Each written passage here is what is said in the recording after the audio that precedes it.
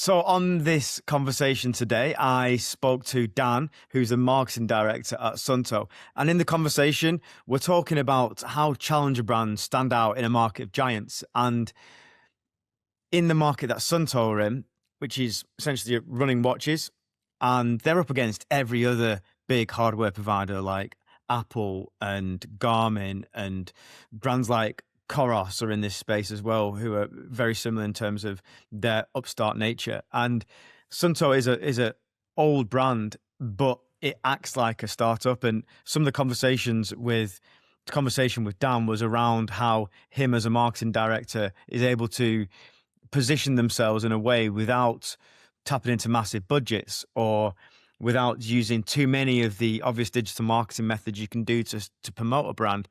A lot of the conversation was around about the way that he finds ways to integrate into the community of people that are actually wearing the watch. And I found it quite interesting, and I hope you do too. I did sports studies at university. I actually focused primarily on the golf industry and spent kind of 11, 12 years working in the golf industry. And a large portion of that was with Adidas. I was predominantly in PR, but also did some athlete and influencer management as part of my role. And I got to a point with Adidas where I'd been there quite a while and wanted to kind of branch out. I'd picked up my obsession for running in 2017, and that kind of coincided with me wanting to branch out, kind of move outside of the bubble of Adidas and experience the rest of the sports world. And dipped around a couple of different brands and agency side before eventually coming into Suunto 18 months ago. Oh, nice. Yeah. So you've obviously worked in big brands and in the past. And I think the first bit I want to get into is a bit of a conversation around the challenger brand mentality and how you in your role now currently at Suunto and how you position yourselves versus and up against the big beasts like Apple, Garmin, Nike, fitness, that sort of stuff. And I was kind of just wondering how you guys position yourself and what are the areas that you don't want to compete on, essentially.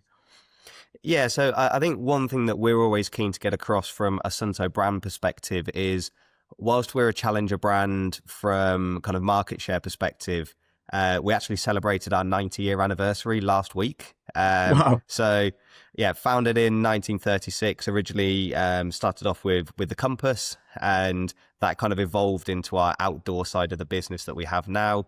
We also have a dive side of the business. It was actually a British diver took a compass diving and realized it was good for navigating underwater, and that kind of evolved our dive side of Suunto. And I think we went through some leadership or some ownership changes over the last sort of 5-6 years, and we were kind of the original GPS sports watch brand, and in those changes we lost a bit of ground and allowed some of those competitors to come in and take over.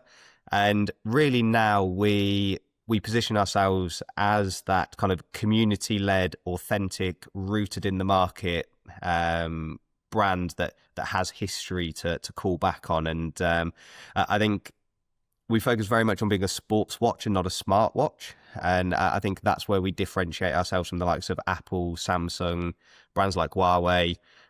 We're not worried whether you can take a phone call on the watch. We have people that are trusting our watches to climb Everest, and they're more intrigued on, or more kind of worried about whether they have things like storm warnings coming through on their watch as opposed to can they answer their WhatsApp. So yes, we have those features, but they're not the main reason for us building the tech out. So we have to make sure that the watches are capable of performing in the environments that athletes and explorers are taking them to.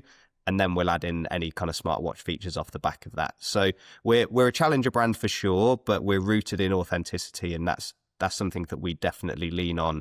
And I find there's a trust element to a brand that's been around for 90 years, because you don't last for 90 years if you're not making quality product. Yeah, definitely. That makes a lot of sense. And I wasn't aware of the length of tenure for you guys. But in terms of the niche side of things, because obviously you talk about there about brands that have WhatsApp on it and like Apple and Nike, they've got so many options you can go on there. Are you actually niching down on those features? Like you can use this watch to climb Everest with, you can use this watch to do deep sea diving with. And is that the thing you focus on in your marketing? And is that enough to bring enough people in to use the product? Yeah, we actually, in terms of our kind of software integrations and our like app ecosystem, we actually have over 300 partner apps. So we're actually not niche in what we can offer, and we also have an open API, so people can create additional apps for our watches, and you can access those completely for free via the Suunto Plus store in our Suunto app. So I think a good example of that was somebody created a Backyard Ultra app to add into the watch, and we recently had one of our UK athletes, Sarah Perry, broke the world record for the women's Backyard Ultra out at Big's backyard at the back end of last year, and she utilized that Suunto Plus app. So we're actually incredibly welcoming in terms of apps that we partner with. Obviously, the classics like the Stravas of the world, but right the way down to quite kind of niche app integration. Like there's swimming goggles that have that kind of display your pace and laps that like within the goggle, so quite sort of Minority Report-esque. We have that kind of app integration within the watch that allows for the data to then transfer to the swimming goggles. So we don't want to kind of restrict or be too niche in what we're offering within the watch, and kind of look to partner with all the different apps out there that other people are using as part of their fitness journey. Otherwise, you just end up restricting usage of the product. So you're essentially using the customer who uses those products as like an advertising tool themselves. Like they're taking that and they're making it feel like their own, because they can make their own apps, they can do it their own way, and Yeah, then it doesn't feel like a generic brand item. Then it feels like something that they've created for themselves. yeah, exactly. And I think you can quite easily, from like a software perspective, you can create everything, but there will always be one consumer that has a need that you've not thought of, because everybody is so individual in how they have a watch set up. Like if me and you could use the same exact running watch, but the data that you have on your screen compared to the data I have on my screen could be so individualized.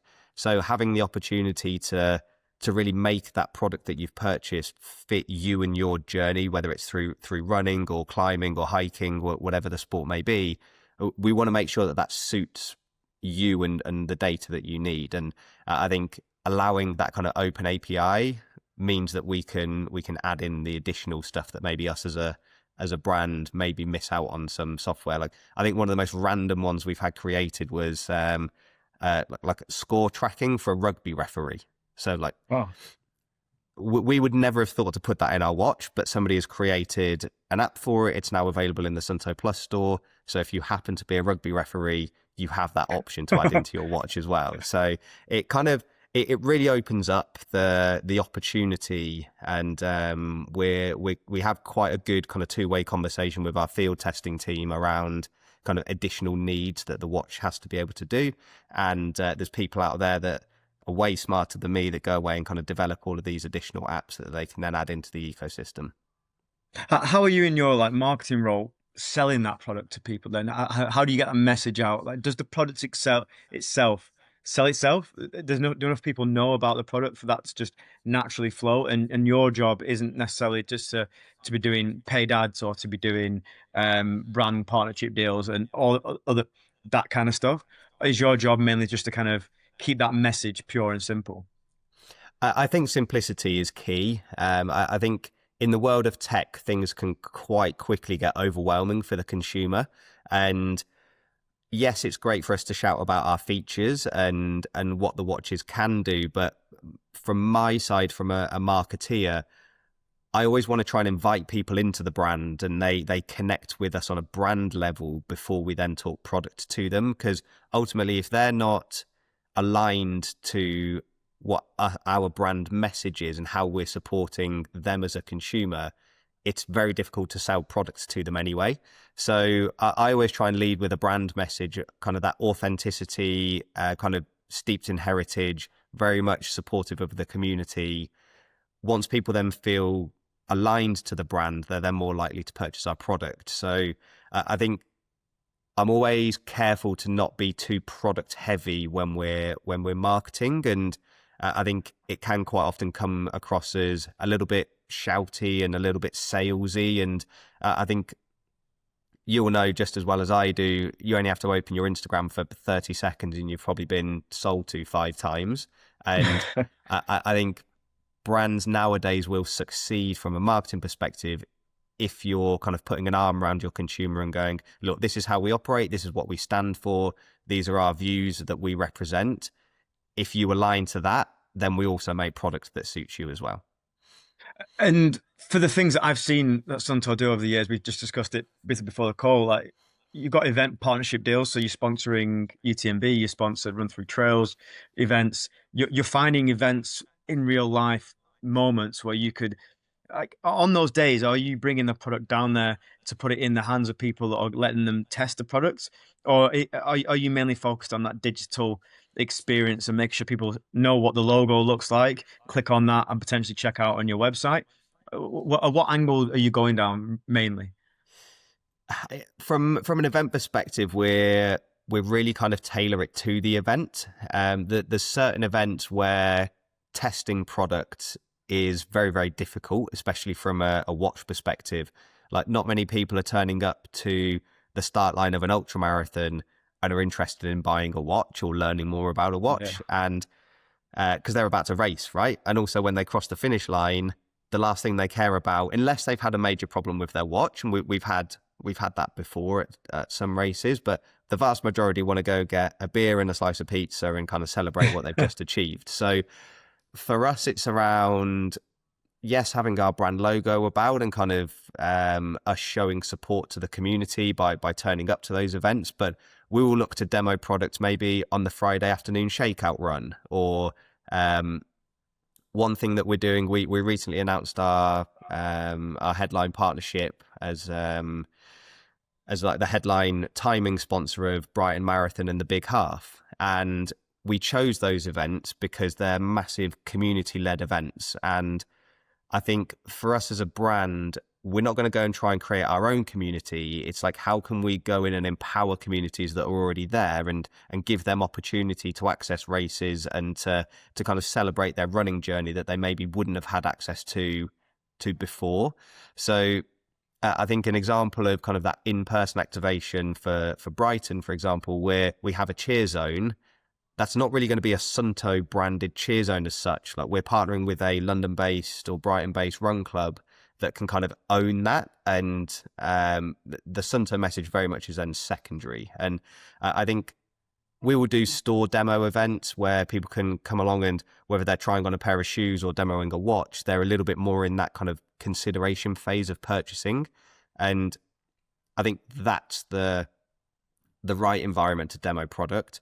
But sometimes at an event, we're better off empowering a community and kind of celebrating the communities that are in the running space, and kind of the drafting effect from that towards the feel-good nature towards our brand is then often way more powerful than sticking a watch on someone's wrist and going and trying. And there's also the nuance with trialing tech is that people they still want it to sync to their Strava, and they don't want to not record their run. And quite often people are coming up to a demo event, and the kind of process of signing them up to the Suunto app, like connecting it with their Strava, like it can take half an hour per person to get them fully set up in a watch. So quite often they'll double watch, and then they kind of fall into the kind of tried and tested, oh, I only ever check my left wrist because that's where my watch is. So then they can kind of forget to look at our watch that they're demoing. So in demoing tech can be quite difficult. Headphones is much easier because you can just connect it straight to Bluetooth on your phone and away you go. But yeah, we tend to really pick and choose how we activate based on the event and what we're actually trying to achieve. And in a kind of phase in the UK where we're doing big brand building exercises, we're less focused on the product trial at the moment and more around feeling connected to us as a brand. That's interesting, and it's kind of you kind of using other events or using community groups to try and share that brand story with them. That's the play at this point in time. Yes, It makes sense. Yeah, it's I suppose it can be. Like some products are so good themselves that they're just used by everybody straight away, and everyone knows about them. Or like Apple iPhone, and everyone go, "Oh, I'll buy an Apple Watch because I like the Apple iPhone." There's like a knock-on effect from that. Whereas Yeah. you have to attack it a different way if you're in an area of the world where you're focused on a certain group of people. And so that makes a lot of Yeah. sense. How do you mentioned integrating with community groups and doing that sort of stuff. How do you add on that social layer to things? Like if you've got a good product that's used by people because of the product's good itself, like good battery life, like good usage in difficult weathers and tough terrains, how do you add on that social layer and how do you compete with someone like Strava? Um, really, really good question. I think trying to compete with Strava is always going to be difficult. They're huge. I think I would look at how we work with Strava. And like I said, from that community perspective, we're always trying to put feet on the ground. We're a very, very small team in the UK. There's only 5 of us currently, but we will put in the miles. We'll turn up at where the communities are, and we're really, really finding that kind of putting ourselves into those social scenarios, whether it be run clubs or community runs that people are hosting, the fact that we're bothering to turn up is actually going a long, long way because some of our competitors aren't doing that.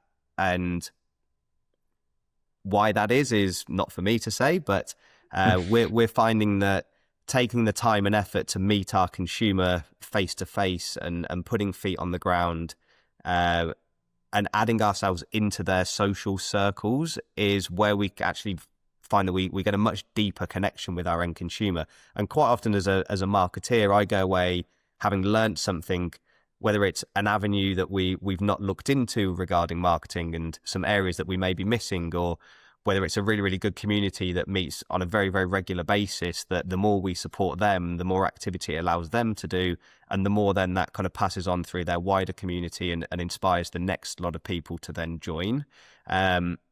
I think shoe brands do it really, really good with their kind of test and trial of footwear. But I think from a tech perspective, there's definitely work for us to do to make sure that we're turning up where our consumer is. And I think Strava obviously does an incredible job from being a social media platform as well as kind of run tracking. And I think it's more around how we align to them and support what they're doing as opposed to trying to compete with them as well. That's a smart method of doing things, and it makes a lot of sense. And in terms of the future and where things go with this sort of stuff, like it seems pretty obvious that you're wanting to integrate with these bigger systems rather than try and create your own one, which means that your product can be potentially used by more people if you have the best product and you're up against other people who are providing excellent hardware. Then your way of getting involved with those people is to kind of just integrate and make you feel part of their life, and then eventually that watch will feel part of their life. It's an interesting product, like a shoe. All runners will wear a shoe, but Hmm. most runners will wear a watch. So it's a real interesting space, and there's not that many players in that market that are. You might think it from your perspective, I imagine, thinking all these competitors doing similar things and bringing out new features, but there's not that many versus, like, say, shoes or that sort of thing No. that have the credibility that Suunto have. So, where do you think it goes in the future, and how do you think this is hardware, and how do you think the AI revolution that's happening right now will affect the coaching and wearable tech? Yeah, I think the obvious area is around, like you say, that the AI coaching, and it's something we currently have in beta testing is around adding an AI coaching element or guidance within the Suunto app. So I can at the moment I can go onto my Suunto app and click kind of this like beta testing and get a plan kind of constructed for me within the AI. And at the moment, that's not something that we have behind a paywall, and it'll be really, really interesting to see how that evolves. And there's obviously brands out there like Runner and Cooper that have done a very, very good job at bringing that kind of coached element to the forefront of a runner's mind at an affordable price. So I think there is that side of things. There's obviously the translation of data. I think a lot of tech products kind of track an insane amount of data that a lot of people don't necessarily understand. Like I've been running for quite a long time. I've been coached. I have a pretty good understanding of the physiology around running, but I still maybe only look at 20% of the data I get after a run. And I think I think AI will evolve to help summarize that data in an easier to understand way for every type of runner. That's not something that we're currently working on, but for me, it would absolutely make sense to kind of take all of that like real deep level of data and just make it very easy to read. And I think the Suunto platform is very good for that at the moment. We're powered by Training Peaks, so a lot of the data and kind of terminology that we use is similar to Training Peaks or uses the same as Training Peaks. But I think in a world where tech and running terminology can be quite confusing, I can see kind of AI trying to do a really good job of summarizing that. And I'm sure you find from a business perspective, utilizing AI to summarize whether it's a pitch deck or kind of financial figures, it makes things much easier to digest and you can often make quicker decisions. And I think we'll maybe see that kind of translate into the running data world. Yeah, that's interesting. And yeah, you can definitely see that from the business perspective. There's so many things that are going to be improved and made better because of it. Have you got any crazy ideas for the hardware side of things? Because asking someone like yourself and maybe the product team or asking the marketing department what would really pop, and you often see brands sometimes come up with a really crazy version of what they do just to get attention. Like you see it with the shoe brands creating this massive carbon shoe or something like that. Have you ever thought of those kind of ideas, and is that something that you guys think of, or are you very much coming from a more traditional kind of brand that doesn't do that sort of stuff? Yeah, I think it's a really fine balance to tread when you're in the tech space because our product tends to be on the higher end of the price point spectrum. And you look at our kind of vertical range being the more top end, kind of in and around £600. It's difficult to put a vanity feature or like a crazy idea into that and people justify the price for paying for it. I know we've seen shoe prices go kind of exponentially through the roof over the last few years, but I think it's been a very slow build to get to the point where we're almost seeing those like the concept car version of a shoe gets launched in very small quantities and then it eventually filters down to the rest of the range. I think tech is such a considered purchase and people can take months to make a decision on their next watch purchase that sometimes adding in that kind of that vanity feature or a crazy idea, it doesn't necessarily convert to more sales. Yes, it might get you a quick news article and a crazy headline, but us as a brand, we've always focused throughout the 90 years on providing product that really does what the people need it to do. And like a couple of years ago, we introduced a thing called Zone Sense, which we partnered with a Finnish university on, and it essentially gives you live lactate threshold readings during your run using your heart rate variability mapping. So you can kind of get not as accurate as being in a lab, but very close to that. And that was something that only we have in our watches. No other brand has it, but it's actually a really useful tool that some of our elite athletes now utilize as part of their training. So that took us a while to develop, and we put it into our watch because we saw a use case scenario for it. And yes, I'm sure there's other features that we could have put in to create a bit of buzz and a bit of hype, but ultimately we have to stay authentic to us as a brand and not just create stuff to grab a headline. It actually has to be useful for the person that's using it. Oh, I still got you? Have you still got Yeah, me you all right? cut out a bit there. Oh, Yeah. Just it cut out a bit from yeah, your side there. Like I'll cut this bit in now. cool. Can you hear me? Yeah, I got you. Okay, Yeah, it records part of the footage and it will just kind of hopefully get your side. But yeah, I couldn't hear exactly what you were saying in that last little section. cool, But I got a good gist of it. So I think I'll just move on to the next part of it, if that's all right. cool. Because I Yeah, just yeah. kind of cut in from your end of it to my question. Cool. So from your marketing experience and the things that you've done over the last few years and the brands you've worked on, how does this brand you're working on now differ to those? And what are some of the methods that you have found worked in other brands that you've been across and haven't worked when working on this particular product in this particular space?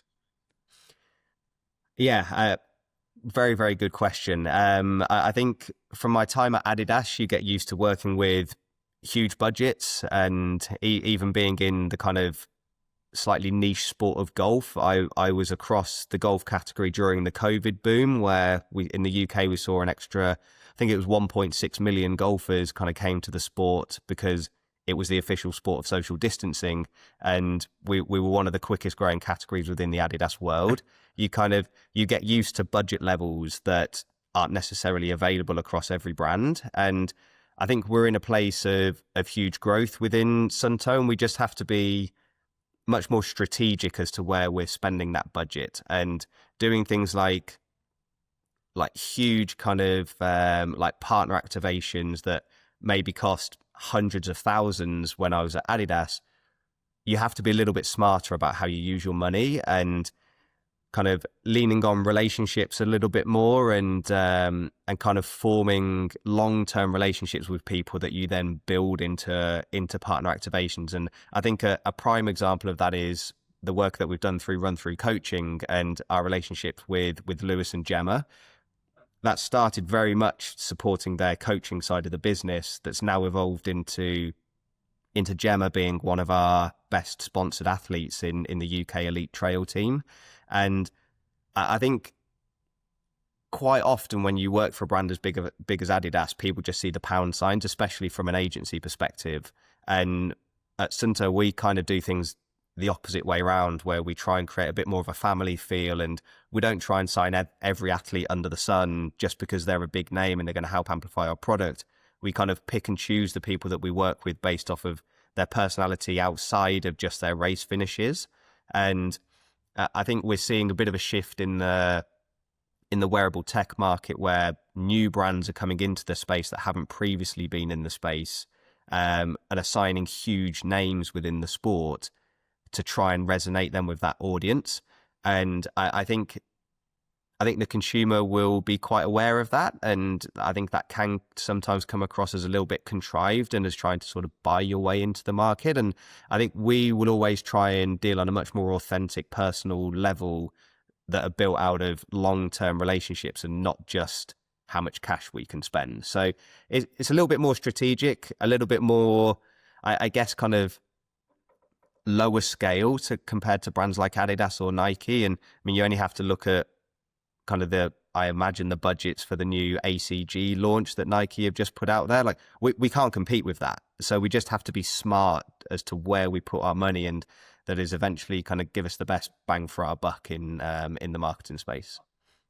Yeah, that makes a lot of sense. And I think with brands like Suunto and brands similar to it, and it happens a lot in the clothing space as well, like not necessarily footwear brands, but clothing brands attached to it, and how clever they have to be with their e-commerce budgets and how they spend money on Meta and Google and that sort of stuff. Like in the clothing space, if you're going for a category like t-shirts, and it's like running t-shirts, for example, you're up against all those beasts.